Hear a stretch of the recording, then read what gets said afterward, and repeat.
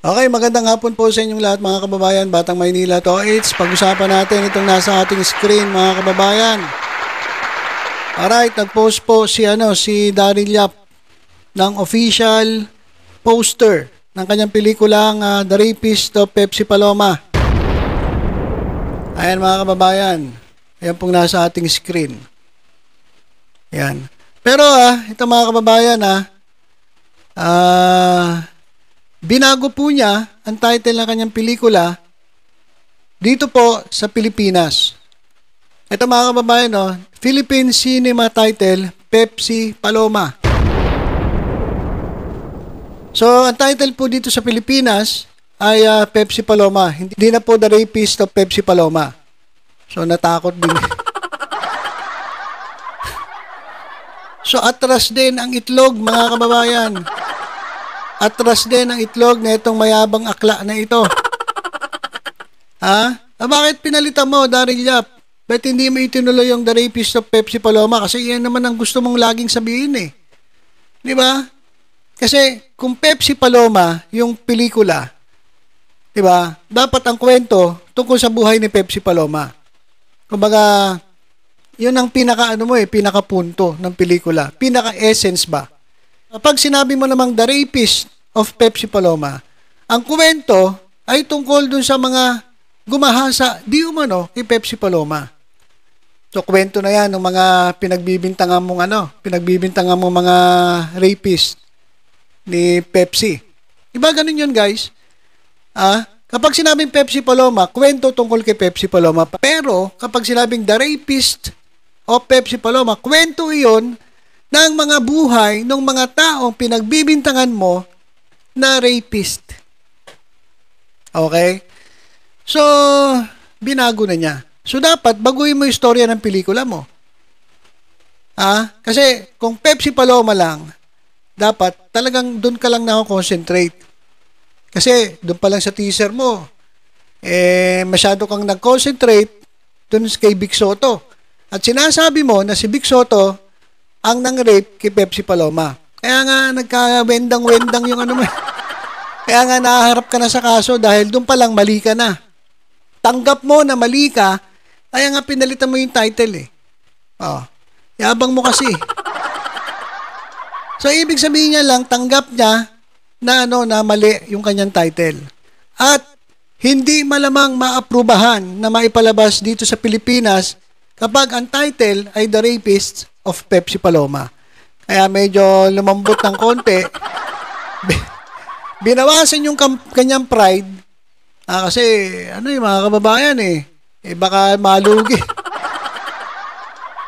Ngayon, ginawa niya, Philippine Cinema title, Pepsi Paloma, pero ang international title, kung ipalalabas ito sa iba't ibang mga sinehan sa ibang bansa, The Rapist pa rin o Pepsi Paloma.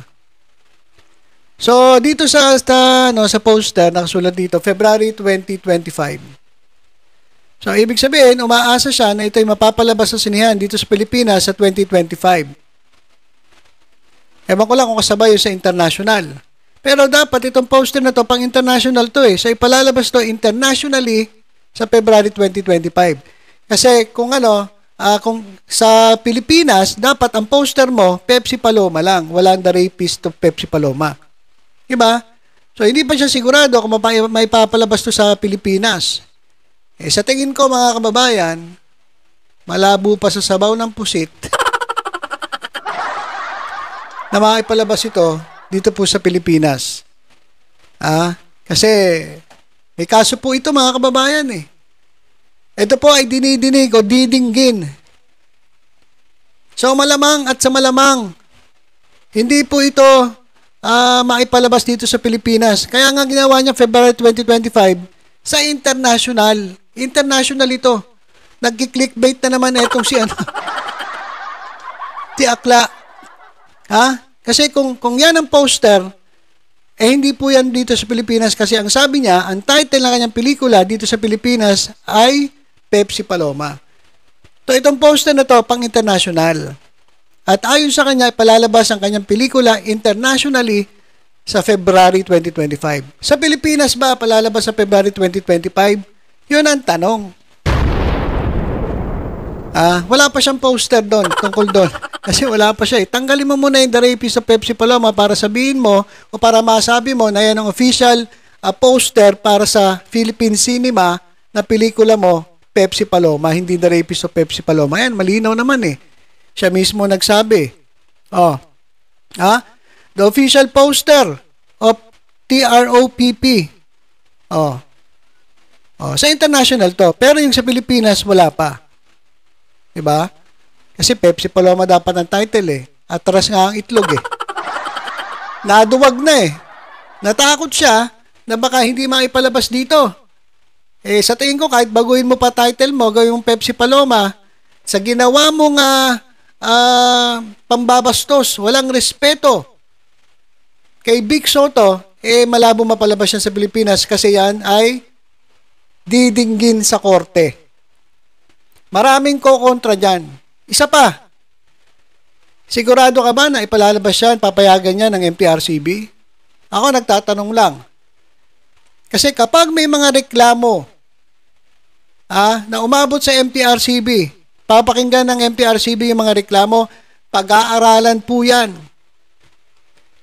Didinggin po yan ng MPRCB, pag-aaralan po ng mga board of directors, pagbobotohan nila, ipalalabas ba natin to o hindi? Anong ratings? Actually, kaklasify lang naman nila yan. Anong ratings? Kapag ganitong klaseng pelikula, sa tingin ninyo, pang-Viva Max at alam mo, Daryl Yap, mag-Viva Max ka na lang. Sa Viva Max mo na lang ipalabas, pero kung dito yan sa sa cinemas, baka X ang makuha mo. Tingnan mo lang, sa poster mo pa lang eh. Sa poster mo pa lang, mapang-akit.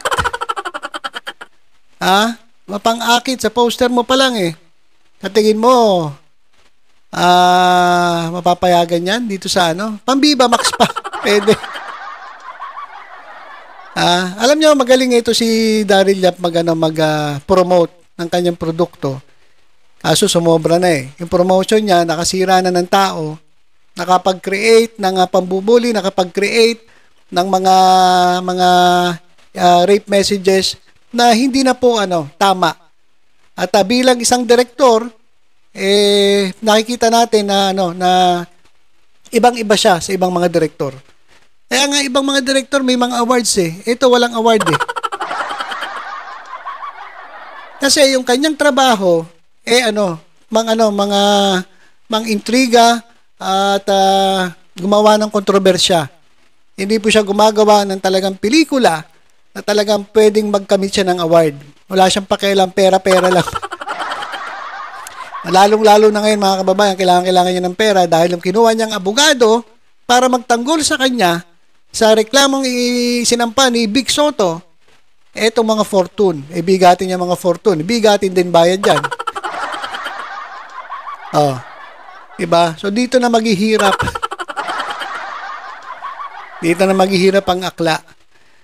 Kaya ayan mga kababayan. Huwag kayong magpapaloko. Ito pong poster na ito ay pang-international. Hindi po ito ang pang-cinema dito sa Pilipinas. Hindi po ipalalabas ng February. Sa tingin ko. Kasi kung ito ay pang-Pilipinas, dapat ang nilagay niya, Pepsi Paloma lang. Ito kasing title na ito, The Rapist of Pepsi Paloma, ito po ay pang-international yan, international title. Ito, international title, The Rapist of Pepsi Paloma. Pero sa Philippine Cinema, ang title Pepsi Paloma. So umurong po ang itlog. Yabang-yabang mo, atras ka rin pala. Yabang-yabang mo, kala ko ba astig ka at talaga ipaglalaban mo yung gusto mo. Wala, atras ka rin pala. So yan mga kababayan, binago po ni Daryl Yap ang kanyang title sa pelikula. Hindi ito po ipalalabas sa Pilipinas. Ang title na lang, Pepsi Paloma. Wala na yung rapist. Kasi yung mga pinagbibintangang rapist, nag-react sa kanya. Buti nga, si Vic Soto lang ang nagsampa ng kaso. Kasi yun lang binanggit niya eh. Paano na lang? Kung binanggit niya pa ibang pangalan, baka tamba ka na sa kaso. Hindi pa napapalabas pelikula mo, ubus na pera mo. Diba? So, ilang mga kababayan, abangan natin. Sa Viva Max, ay sa... Pang Viva Max kasi mga kababayan yung poster eh. Oh. Okay, so abangan na lang natin po ano mangyayari. Patuloy lang po tayong tumutok dito sa Batang Maynila Toys Updates. Ingat po tayong lahat. God bless po.